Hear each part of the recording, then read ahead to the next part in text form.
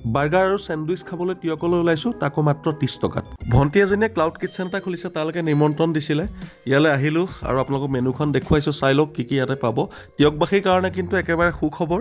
ৰাতি 9টা-10টা বজাতো আপোনালোকে এই মেনুখনত থকা যিকোনো যদি ফুড আইটেম লাগে তেন্তে আপোনালোকে নিজৰ ঘৰৰ পৰা অৰ্ডাৰ কৰিব পাৰিব।